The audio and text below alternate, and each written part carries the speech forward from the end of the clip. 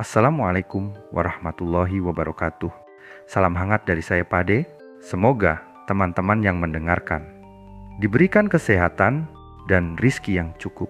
Sebelum mulai ceritanya, sempatkan berdoa terlebih dahulu agar terhindar dari gangguan sebelum dan sesudah mendengarkan. Dan tanpa basa-basi lagi, mari kita simak. Hari yang telah mereka tunggu-tunggu akhirnya tiba. Dimas, yang sejak sebulan lalu merencanakan pendakian ini, sudah berada di rumahnya sejak pagi. Udara pagi yang sejuk terasa menyegarkan, namun kegelisahan tampak di wajahnya. Ini adalah pendakian pertamanya ke Gunung Slamet, dan meskipun dia sangat bersemangat, sedikit cemas juga menyelimuti hatinya. Dimas menatap jam dinding yang berdetak perlahan. Pukul 6.45, dia masih menunggu kehadiran teman-temannya yang dijanjikan akan datang pukul 7. Namun, seiring berjalannya waktu, sedikit demi sedikit ketegangan mulai merayapi. Dimas berjalan mondar-mandir di ruang tamu. Beberapa kali dia memeriksa ponselnya, berharap mendapat kabar dari teman-temannya yang belum muncul. Sekitar pukul 7.30, pesan pertama masuk dari Reza, sang penunjuk jalan. Masih di jalan, macet sedikit, 30 menit lagi sampai. Pesan singkat itu cukup membuat Dimas merasa lega meskipun dia sudah merencanakan untuk berangkat tepat waktu. Reza memang sudah berpengalaman mendaki gunung, dan Dimas sangat mengandalkan kemampuannya untuk memandu perjalanan mereka. Satu persatu, teman-teman Dimas mulai berdatangan. Aldi tiba sekitar pukul 8 dengan wajah lelah setelah perjalanan panjang dari rumahnya. Fikri dan Nanda menyusul tak lama setelahnya, dan terakhir Vina yang datang agak terlambat karena harus menyelesaikan beberapa urusan keluarga. Mereka semua tertawa ringan dan saling menyapa, meskipun sedikit terkesan canggung karena beberapa di antara mereka belum terlalu dekat. Pukul 9, akhirnya semua kumpul juga, ujar Dimas dengan sedikit senyum, mencoba meredakan ketegangan. Reza pun langsung memberi arahan untuk segera memulai perjalanan ke jalur pendakian di Dipajaya, Pulau Sari Pemalang. Mereka semua sudah tidak sabar lagi untuk memulai petualangan ini, meskipun sedikit merasa khawatir karena sudah cukup siang. Di perjalanan menuju Dipajaya, suasana di dalam mobil cukup riuh. Ada banyak canda tawa di antara mereka, meski sesekali percakapan terhenti oleh bunyi klakson kendaraan yang berdesakan di jalanan. Fikri yang biasanya cerewet, kali ini lebih banyak diam, tampaknya masih mencerna apa yang akan terjadi di pendakian kali ini. Nanda, yang meskipun terlihat lebih tenang, sebenarnya juga sangat tertarik untuk merasakan sensasi mendaki gunung. Vina, di sisi lain, merasa cemas, tetapi berusaha untuk tidak menunjukkan kekhawatirannya. Udah lama gak daki gunung ya Reza? Tanya Aldi, membuka pembicaraan dengan Reza yang duduk di samping sopir. Udah lama, tapi kali ini beda. Ada yang pemula, jawab Reza sambil tersenyum lebar, menunjuk teman-temannya yang baru pertama kali mendaki. Setelah perjalanan panjang, mobil mereka akhirnya berhenti di sebuah pos pendakian di kaki Gunung Slamet, tepat pukul 12 siang. Mereka semua keluar dari kendaraan, merasa lega meskipun sinar matahari siang yang terik membuat tubuh mereka terasa lelah. Dimas menatap ke sekeliling pos yang terlihat tenang, dengan udara yang mulai terasa lebih dingin meskipun matahari masih tinggi. Beberapa pendaki lain tampak sibuk mengurus administrasi mereka di meja yang tersedia. Yuk, kita istirahat sebentar, sekaligus urus administrasi, kata Reza yang sudah mulai menuju meja penjaga pos, diikuti oleh Dimas dan teman-temannya.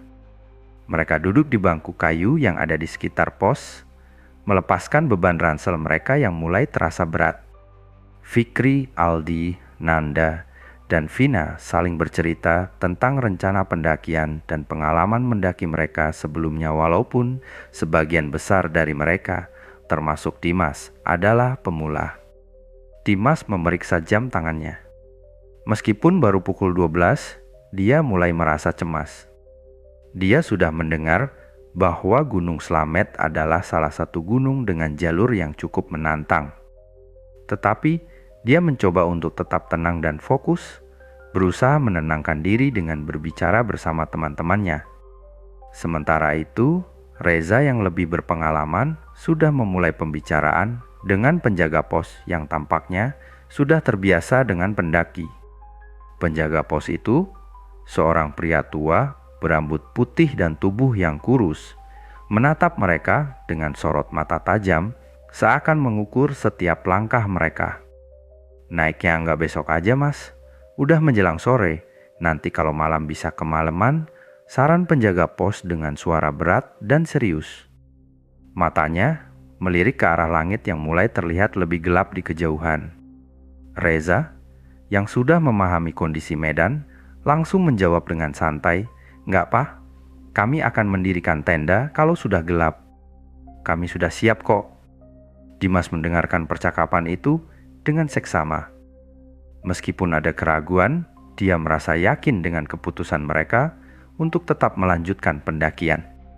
Lagi pula, mereka sudah merencanakan perjalanan ini sejak jauh-jauh hari, dan menunda pendakian akan membuat mereka kecewa.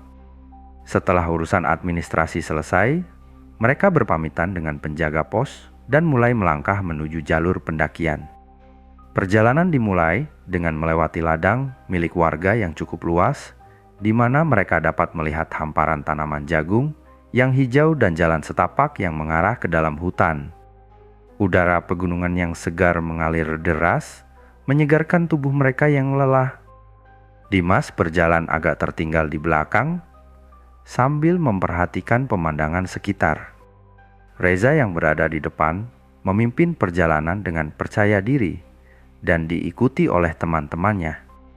Fikri, Nanda, Aldi, dan Vina berjalan dengan semangat, berbincang-bincang santai tentang berbagai hal, mulai dari pengalaman mendaki sebelumnya hingga rencana liburan ke tempat lain setelah pendakian ini selesai. Suasana riang dan penuh tawa itu membuat Dimas sedikit lebih tenang, meskipun ada rasa gugup yang masih mengendap. "Ini seru banget ya," seru Fikri dengan antusias. "Pokoknya kalau ketemu yang nggak kelihatan, kita langsung teriak aja ya." Ucapan Fikri itu disambut tawa oleh teman-temannya, meskipun Dimas sedikit merasa tidak nyaman. Ketika Fikri melontarkan candaan seperti itu, suasana seketika berubah menjadi sedikit lebih hening. Meskipun dia bercanda, ada sesuatu dalam kata-katanya yang membuat Dimas merasa aneh. "Awas kamu, Fikri. Jangan sompral, nanti malah jadi kenyataan," tegur Reza sambil tersenyum dan melirik ke belakang. Namun, Fikri hanya tertawa dan melanjutkan langkahnya. Iya, bercanda kok." Tapi siapa tahu kan, Dimas merasa ada yang janggal. Meskipun teman-temannya masih mengobrol dan tertawa seperti biasa. Namun, entah mengapa perasaan itu tidak hilang. Rasa cemas mulai menyelinap kembali ke dalam dirinya. Mereka melanjutkan perjalanan menuju hutan, meninggalkan ladang di belakang. Saat memasuki hutan, suhu udara mulai turun, dan suara alam seperti kicauan burung dan desiran angin yang menyentuh pepohonan mengisi kesunyian yang semakin mendalam. Di sini, jalan mulai menanjak dan medan menjadi sedikit lebih sulit. Namun, Reza tetap memimpin di depan dengan langkah yang pasti dan tangguh. Dimas berusaha mengikuti jejak Reza, meskipun kakinya mulai terasa pegal. Perjalanan mereka terasa semakin lama, dan suasana yang semula riang mulai berubah. Fikri yang tadi masih bercanda, kini tampak lebih serius, meskipun sesekali ia melontarkan candaannya yang membuat teman-temannya tertawa.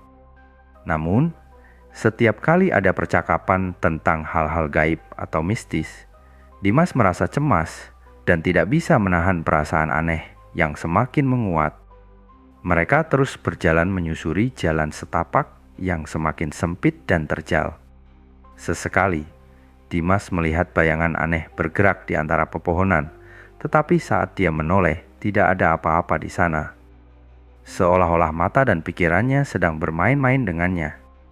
Perjalanan terus berlanjut hingga mereka merasa lelah dan memutuskan untuk berhenti sejenak. Mereka duduk di sebuah batu besar di tepi jalan sambil mengatur napas. Di sini suasana terasa lebih sunyi. Tidak ada suara hewan atau burung. Hanya ada bisikan angin yang seolah mengingatkan mereka untuk berhati-hati. Sepertinya kita cuma muter-muter aja deh dari tadi, ujar Aldi sambil memeriksa kompas di tangannya. Iya nih, aku juga ngerasa gitu, sahut Nanda yang duduk di sampingnya. Dimas menatap Reza dengan cemas. Bro, jalan ini beneran ya? Tanyanya perlahan. Reza tersenyum dan mengangguk. Tenang, kita cuma butuh waktu lebih lama sedikit. Kita pasti sampai di pos berikutnya. Namun, Dimas tidak sepenuhnya yakin. Dia mulai merasa ada yang tidak beres, dan semakin lama, rasa cemas itu semakin mengganggu pikirannya. Perjalanan mereka semakin memasuki kedalaman hutan, dan matahari yang semula terik kini mulai meredap. Suasana yang tadinya riang, diwarnai dengan tawa dan canda, kini mulai terasa sedikit canggung. Setiap langkah mereka seakan menjadi semakin berat, meskipun kaki mereka belum terlalu lelah. Dimas yang berada di belakang mencoba mengusir rasa cemas yang perlahan muncul dalam pikirannya. Tiba-tiba, sebuah suara keras mengingatkan Dimas dari lamunannya. Ah, Fikri tersandung sebuah akar pohon besar yang tersembunyi di balik semak-semak. Tubuhnya oleng ke depan, hampir jatuh, namun ia berhasil menyeimbangkan dirinya tepat sebelum terjatuh. Semua mata terfokus padanya. Fikri, yang semula tertawa saat bercanda tentang yang tidak terlihat, kini tampak sedikit malu dan menahan diri. Ia mengusap lututnya yang sedikit lecet dan tertawa canggung. Hah, udah-udah, ngelawak malah jadi beneran nih, ujarnya sambil tersenyum. Namun, tawa yang sebelumnya mengiringi perjalanan mereka, kini menguap begitu saja. Ada ketegangan yang perlahan mengisi udara di sekitar mereka, seiring dengan semakin beratnya langkah kaki yang terasa seperti membawa beban. Dimas mulai merasakan sesuatu yang tidak beres. Jalan yang mereka lalui, meskipun terus maju, terasa seperti berputar-putar tanpa arah yang jelas. Dimas memperlambat langkahnya, mencoba menenangkan pikiran yang terus terisak dalam hati. Ia menoleh ke belakang, melihat teman-temannya masih berada di jalur yang sama. Namun ekspresi wajah mereka mulai berubah, tak jauh berbeda dengan perasaan yang ia alami. Aneh, ya, Dimas berkata pelan kepada Reza yang berada di depannya. Kayaknya kita cuma muter-muter aja dari tadi. Reza yang mendengar ucapan Dimas tidak langsung menjawab, hanya mengangguk pelan. Iya, saya juga ngerasain itu. Tapi mungkin kita harus terus maju, jangan terlalu dipikirin, jawabnya berusaha menyemangati teman-temannya. Namun, perasaan aneh itu semakin menguat, seakan ada sesuatu yang mengikat langkah mereka, membuat mereka terjebak dalam lingkaran tanpa ujung. Dimas merasa semakin gelisah.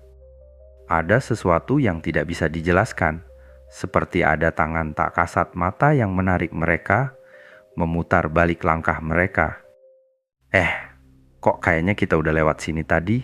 Aldi bertanya, matanya melihat-lihat ke sekitar.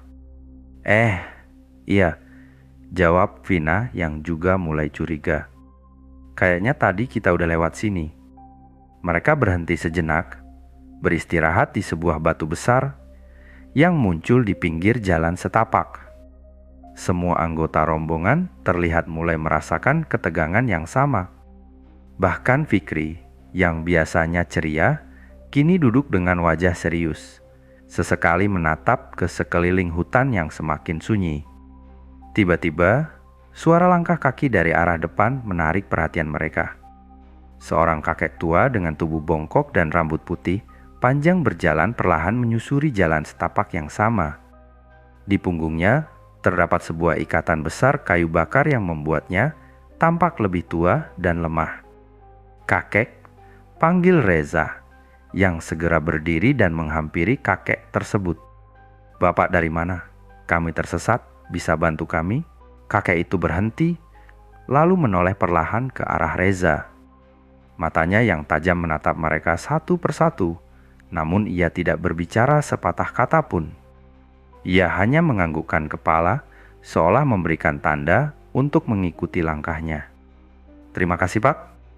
Kami akan mengikuti Anda," ujar Reza dengan penuh harapan.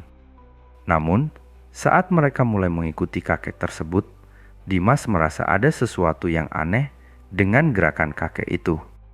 Meskipun kakek itu tampak tua dan lemah, ia berjalan begitu cepat, lebih cepat daripada yang bisa mereka ikuti. Seperti ada kekuatan misterius yang mendorongnya, membuatnya melangkah lebih cepat daripada seharusnya untuk usianya. Mereka terus mengikuti, berusaha tetap menjaga jarak. Seiring waktu, suasana hutan semakin senyap. Hanya suara langkah kaki mereka yang terdengar bersama dengan deru angin yang perlahan merayap di antara pepohonan. Tidak ada suara binatang, tidak ada suara alam lainnya. Hanya ada hutan yang seakan menelan segala suara. "Tunggu kakek, tolong pelan-pelan," teriak Nanda yang merasa kelelahan mengikuti langkah cepat kakek tersebut. Namun kakek itu tidak menjawab. Ia hanya terus berjalan, lebih cepat lagi, seolah tidak mendengar atau peduli dengan mereka yang mengikuti di belakang. Akhirnya, mereka berhenti. Salah satu dari mereka, Aldi, yang sudah kelelahan meminta istirahat. "Tunggu bentar, kita istirahat dulu," katanya dengan napas terengah-engah. Mereka berhenti di sebuah pohon besar sambil mengambil napas panjang. Ketika Dimas menoleh ke depan untuk melihat kakek yang mereka ikuti, ia terkejut. Kakek itu yang tadinya berjalan di depan mereka, tiba-tiba menghilang begitu saja, tanpa jejak. "Mana kakek tadi?" tanya Vina, bingung. "Dia hilang," jawab Reza yang tampaknya juga terkejut. "Tadi kita ngikutin dia, tapi sekarang nggak ada." Dimas merasa bulu kuduknya meremang. Ada sesuatu yang tidak beres. Mereka semua melihat ke sekeliling, berharap menemukan kakek itu di antara pepohonan, namun tidak ada apa-apa. Suasana menjadi tegang. Dimas merasa ada yang aneh di hutan ini. Seperti ada kekuatan yang mengatur semuanya, menggerakkan mereka sesuai kehendaknya. Hutan ini, entah kenapa, terasa tidak ramah, seakan mengincar mereka untuk terperangkap di dalamnya. "Yuk, kita lanjutkan perjalanan," ujar Reza, meskipun suaranya tidak setegar sebelumnya. "Jangan sampai makin larut." Namun, saat mereka mulai melangkah kembali, Dimas tidak bisa menghilangkan rasa takut yang menyelimutinya. Sepertinya, hutan ini bukanlah tempat yang biasa.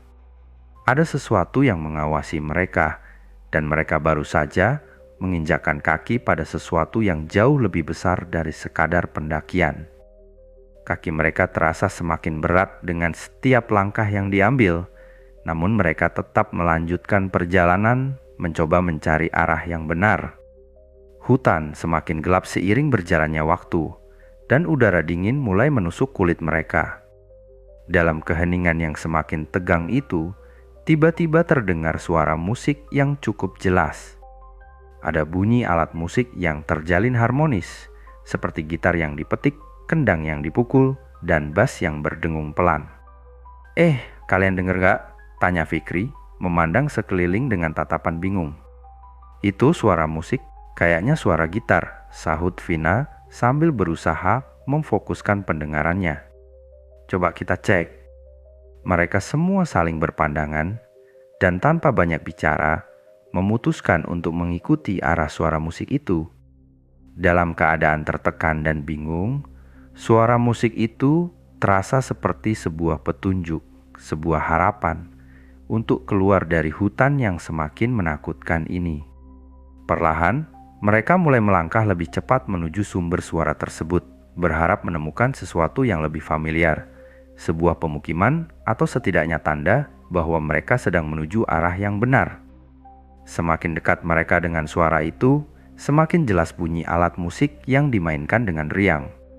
Ada lebih dari satu orang, dan suasana tampak meriah, berbeda dengan keheningan dan ketegangan yang mereka rasakan. Namun, semakin mereka berjalan, semakin terasa bahwa suara itu berada di tempat yang lebih dalam di hutan. Mereka sudah cukup jauh dari jalur pendakian, dan suasana semakin gelap. Suara musiknya makin keras, kata Reza yang semakin mempercepat langkahnya. Pasti ada yang sedang main musik di depan sana. Beberapa langkah lagi dan mereka tiba di sebuah clearing, sebuah area terbuka di tengah hutan yang penuh dengan semak-semak. Di sana, mereka melihat sekelompok orang yang sedang duduk di sekitar api unggun. Beberapa dari mereka memegang gitar, ada yang bermain kendang, dan satu orang tampaknya sedang memainkan bass. Mereka tampak sangat menikmati waktu mereka, seolah tak terpengaruh oleh suasana malam yang semakin mencekam. "Wow, seru banget," ujar Nanda, agak terkejut tapi juga penasaran. Mereka tampak asyik banget. Mereka mendekat, berharap bisa berbicara dengan mereka. Mungkin mereka tahu arah keluar atau bisa memberi petunjuk tentang jalan yang benar. Tapi semakin dekat mereka, semakin aneh rasanya. Seperti ada sesuatu yang ganjil dengan mereka. Orang-orang itu terlihat terlalu senang, terlalu bebas, seperti tidak ada masalah yang menghantui mereka, sesuatu yang tidak seharusnya ada di tengah hutan yang gelap dan misterius. Mereka kenapa nggak ada yang nyapa ya?" kata Aldi sedikit bingung. Semua orang yang duduk di sekitar api unggun itu tetap melanjutkan permainan musik mereka tanpa menoleh sedikit pun. Dimas merasa ada yang aneh. Ia berdiri diam sejenak, memandangi para pemusik itu yang tampaknya tidak menyadari kehadiran mereka.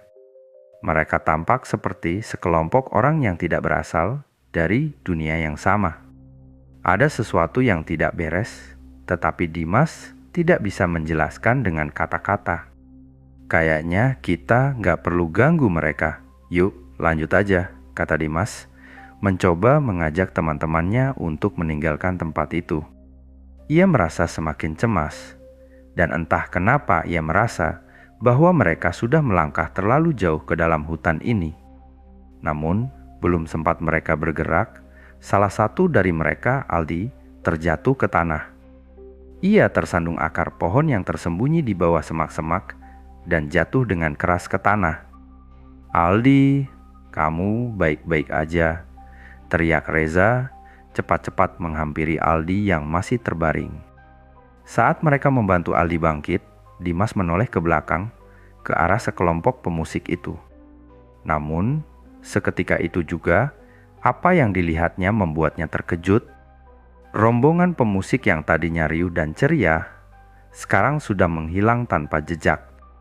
Api unggun yang tadinya menyala terang, kini sudah padam, meninggalkan kegelapan yang lebih pekat. Mereka semua terpana, tidak percaya dengan apa yang baru saja mereka saksikan. Seolah-olah segerombolan orang yang mereka lihat barusan hanyalah ilusi. Tidak ada suara, tidak ada tanda-tanda kehidupan. Semua yang tersisa hanyalah hutan yang sepi dan gelap. "Jadi kita nggak salah lihat kan?" tanya Fikri. Suaranya terdengar ragu. "Tadi ada orang main musik kan?" Reza mengangguk perlahan. "Iya, kita lihat tadi ada orang, tapi sekarang gak ada siapa-siapa." Dimas merasa dadanya semakin sesak. Ia tidak tahu harus berkata apa, karena apa yang baru saja terjadi di luar nalar mereka. Mereka bertemu sekelompok orang yang aneh, mendengar musik yang tidak seharusnya ada di hutan, dan kini mereka menghilang begitu saja seperti tak pernah ada. "Apa kita harus lanjut?" tanya Vina. Matanya memandang sekeliling, takut ada sesuatu yang lebih buruk yang sedang menunggu mereka di kegelapan. Dimas tidak menjawab langsung. Ia menghela napas dalam-dalam, berusaha menenangkan dirinya. Mereka berada dalam situasi yang semakin sulit, dan rasanya semakin jelas bahwa mereka tidak sedang hanya tersesat di hutan. Ada kekuatan lain yang bermain di sini, sesuatu yang jauh lebih besar daripada mereka semua. "Yuk, kita lanjutkan aja," kata Dimas akhirnya, walau rasa takut dan cemas masih menggelayuti hatinya. "Kita nggak punya pilihan lain." Malam semakin pekat saat mereka melanjutkan perjalanan setelah kejadian dengan segerombolan pemusik yang menghilang begitu saja. Setiap langkah terasa semakin berat dan ragu, dengan hawa dingin yang semakin menusuk tulang. Di tengah kegelapan, mereka berhenti untuk sejenak beristirahat, berharap bisa menemukan titik terang dalam perjalanan yang semakin membingungkan ini. Dimas dan teman-temannya duduk melingkar di atas tanah yang lembab, menyandarkan tubuh mereka pada pohon-pohon besar yang mengelilingi mereka. Keheningan yang mencekam menggantung di udara, seakan setiap suara di hutan ini memiliki arti yang lebih dalam. Rasa takut mulai merayap dalam hati mereka. Namun mereka berusaha menenangkan diri dengan berbicara perlahan. "Coba kita hitung jumlah anggota, pastikan semuanya ada," ujar Reza, mencoba memecah keheningan dengan usul yang tampaknya sederhana, tapi memiliki makna lebih dalam. Dengan ragu, mereka mulai menghitung satu persatu. Dimas, Reza, Nanda, Fikri, Aldi, dan Vina. 6 orang seperti yang seharusnya. Tetapi saat mereka berputar dan menghitung dengan hati-hati, sebuah rasa tidak enak mulai muncul di dada Dimas. 7, suara Nanda terdengar ragu. "Apa? Itu siapa?" Dia memandang ke sekeliling, memastikan bahwa dia tidak salah hitung. "Ya, benar. Ada 7 orang," kata Fikri, matanya tajam mencari-cari wajah yang mungkin hilang. "Tapi kita cuma 6 kan?" Dimas terdiam. Ia memandang sekeliling, mencoba memahami situasi yang tidak masuk akal ini. Mungkin kelelahan membuat mereka halusinasi, tapi tidak mungkin semuanya bisa salah menghitung, bukan? "Mungkin kita salah hitung, coba hitung lagi," kata Dimas, berusaha tetap tenang meski hatinya mulai cemas. Mereka pun menghitung lagi, satu persatu, lebih teliti kali ini. Dimas, Reza, Nanda, Fikri, Aldi, Vina, dan satu lagi yang tidak mereka kenal berdiri di belakang mereka seperti bayangan yang baru muncul. Namun, saat mereka mengulang hitungan, tiba-tiba sosok tersebut menghilang, seakan-akan tak pernah ada. Kejanggalan yang luar biasa, dan semuanya semakin terasa tidak nyata. "Gila, ini nggak benar." Aldi akhirnya berteriak, wajahnya pucat. "Siapa tadi yang ada di belakang kita? Nggak ada yang berdiri di sana tadi." Dimas merasakan jantungnya berdetak lebih kencang. Ada sesuatu yang mengganggu pikirannya, sesuatu yang tidak bisa dijelaskan dengan kata-kata. Rasa takut menguasai dirinya, dan ia bisa merasakan keringat dingin mengalir di tubuhnya, meskipun udara di sekeliling terasa dingin. Mereka jelas bukan hanya tersesat di hutan. Ada kekuatan yang lebih besar yang sedang bermain dengan mereka. "Ini bukan saatnya panik," kata Reza dengan suara tegas. "Kita semua sudah mulai lelah dan bingung. Kita harus tenang." Dimas mengangguk, berusaha mengatur napas. Tidak ada pilihan lain selain tetap tenang. Mereka harus mencari jalan keluar. Dan untuk itu, mereka perlu beristirahat. "Kita buat tenda saja, sudah terlalu malam," ujar Dimas dengan suara yang lebih tenang, meskipun hatinya masih dipenuhi kekhawatiran. "Kita nggak akan bisa terus jalan dalam keadaan seperti ini." Akhirnya, setelah beberapa saat diam, mereka sepakat untuk berhenti dan membangun tenda. Dengan tangan yang gemetar dan tubuh yang terasa lelah, mereka mencari tempat yang agak datar untuk mendirikan tenda, meskipun suasana hutan semakin terasa aneh. Dimas melihat ke sekeliling, mencoba mencari sesuatu yang familiar, tetapi yang ia temukan hanya bayang-bayang yang bergerak perlahan di antara pepohonan. Proses mendirikan tenda pun terasa canggung. Mereka bekerja cepat, tapi tidak bisa menahan rasa takut yang menggerogoti mereka. Seolah setiap gerakan mereka diawasi oleh sesuatu yang tidak terlihat, dan suara-suara aneh terdengar di kejauhan, semakin membuat suasana semakin tegang. Setelah beberapa waktu, tenda pun berhasil didirikan. Mereka semua masuk ke dalam tenda dan duduk dengan hati yang gelisah. Dimas duduk paling dekat pintu tenda, matanya terus terjaga, waspada terhadap setiap suara di luar. Reza duduk di sampingnya, mencoba tetap tenang meskipun jelas terlihat bahwa ia pun merasa cemas. "Apa kita aman di sini?" tanya Nanda, suaranya bergetar. "Aku merasa seperti ada yang mengawasi kita." Dimas tidak bisa menjawab. Ia sendiri merasa seperti ada sesuatu yang mengintai mereka. Sesuatu yang jauh lebih besar dari sekadar ketakutan biasa. Mereka semua duduk diam, berusaha untuk tidur, meskipun tidur yang mereka dapatkan hanya berupa terpekur dalam kecemasan yang tak berkesudahan. "Mudah-mudahan ini hanya perasaan kita aja," ujar Reza pelan, mencoba menenangkan suasana. "Semoga kita bisa segera keluar dari hutan ini." Namun pikiran Dimas terus terjaga, mengingat angka 7 yang tiba-tiba muncul dalam hitungan mereka. Angka itu terus berputar-putar dalam kepalanya, mengganggu pikirannya, seperti sebuah pertanda buruk yang tak bisa diabaikan. Akhirnya, meskipun tubuh mereka sangat lelah, tidur pun datang dengan perlahan. Tetapi ketenangan itu terasa semu. Semua merasa bahwa malam ini akan menjadi malam yang panjang, penuh dengan ketegangan yang tak terungkapkan.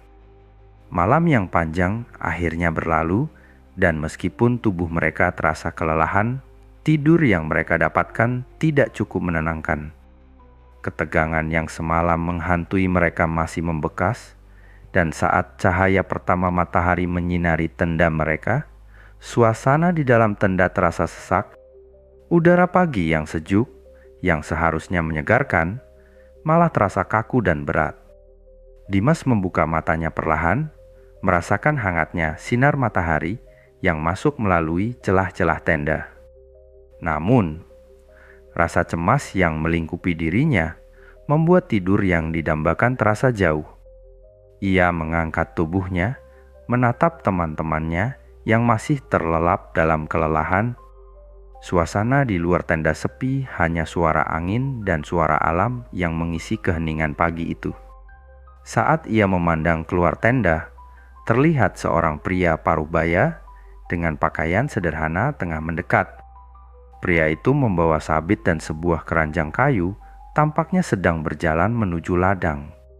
Wajahnya yang ramah tampak tidak asing, meskipun Dimas merasa tidak pernah bertemu dengan pria itu sebelumnya. Namun, ada sesuatu yang aneh, sesuatu yang membuat perasaan Dimas semakin cemas. Sesuatu yang tidak bisa ia jelaskan. Pria itu tiba di tenda mereka dengan senyum, dan tanpa basa-basi, ia berkata, "Kenapa kalian berkemah di sini? Ini bukan jalur pendakian." Dimas terkejut. "Apa maksud, Pak?"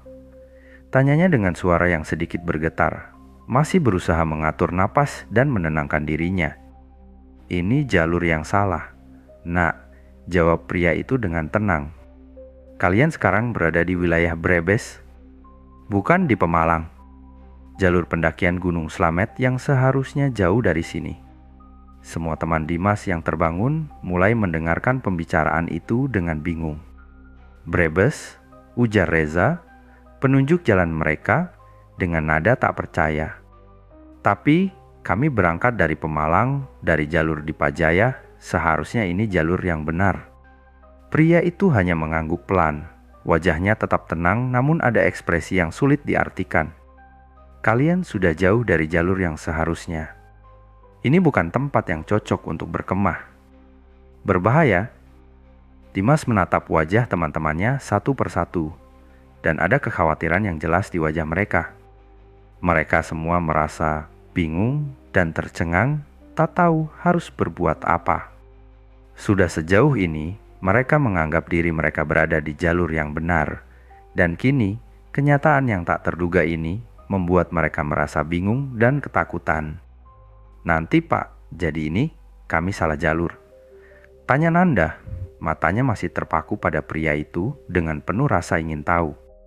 "Benar Nak," jawab pria itu. "Kalian harus pulang sekarang, jangan lanjutkan pendakian ini. Arah kalian sudah jauh sekali dari jalur pendakian yang seharusnya." Kata-kata pria itu seperti petir di siang bolong, menyentakkan mereka dari segala kekeliruan yang mereka alami semalam. Mereka merasa konyol dan terperangkap dalam kebingungannya. Bagaimana bisa mereka sampai sejauh ini tanpa sadar? Bagaimana bisa mereka tersesat tanpa ada yang menyadari sejak awal?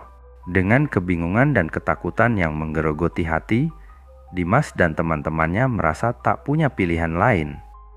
Mereka merasa hampa, seolah mereka telah terperangkap dalam dunia lain yang tak mereka pahami. Mereka tidak bisa melanjutkan pendakian ini lagi. Reza, yang selalu menjadi penunjuk jalan, terlihat kebingungan. Biasanya ia yang mengetahui medan, namun kali ini ia pun terdiam, seakan tidak tahu harus berbuat apa. "Apa yang kita lakukan sekarang?" tanya Fikri dengan suara pelan, lebih kepada dirinya sendiri daripada kepada siapapun. "Kita sudah jauh banget, dan sekarang kita malah di Brebes. Berarti selama ini kita kemana sih?" Vina mengangguk pelan.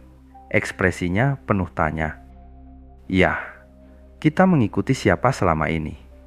Kalau ini bukan jalur pendakian, lalu siapa yang kita ikuti kemarin?" Pertanyaan itu menggantung di udara, dan semuanya terdiam sejenak, mencerna realitas yang baru mereka terima. Selama ini, mereka merasa bahwa mereka berjalan dengan mengikuti jejak yang benar. Mereka yakin ada seseorang yang memimpin perjalanan mereka, Reza, sebagai penunjuk jalan yang berpengalaman, dan mereka mengikuti setiap langkahnya tanpa curiga. Namun, semua yang terjadi semalam, mulai dari kakek misterius hingga pemusik yang menghilang, serta angka 7 yang tidak dapat dijelaskan, membuat segala sesuatu menjadi kabur dan penuh tanda tanya. "Ini nggak masuk akal," kata Aldi dengan suara gemetar. "Maksudnya, siapa yang mengarahkan kita? Apa selama ini kita cuma mengikuti sesuatu yang salah?" Dimas menatap sekelilingnya, mencoba mencari jawaban atas pertanyaan yang terus mengganggu pikirannya. Dia merasa seolah-olah mereka telah dikelabui oleh sesuatu yang lebih besar, sesuatu yang tidak terlihat tapi mengendalikan arah mereka. Tanpa kata-kata lain, mereka semua sepakat untuk tidak melanjutkan pendakian. Mereka memilih untuk kembali ke rumah, meninggalkan hutan yang telah menyembunyikan banyak misteri. Tidak ada lagi perjalanan menuju puncak Gunung Slamet. Tidak ada lagi impian untuk sampai ke puncak. Semua itu harus dihentikan di sini. Dengan perasaan campur aduk, takut, bingung, dan kecewa, mereka mulai mengemas barang-barang mereka. Mereka tahu mereka tidak akan pernah melupakan pengalaman ini. Namun yang lebih mengganggu adalah pertanyaan yang terus berputar di benak mereka.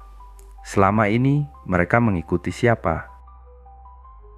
Terima kasih sudah mendengarkan sampai akhir. Semoga cerita ini bisa mengisi waktu dan menjadi teman beristirahat di saat lelah. Jangan lupa tinggalkan jejak di kolom komentar. Dan akhirul salam, wassalamualaikum warahmatullahi wabarakatuh. Sampai jumpa cerita selanjutnya.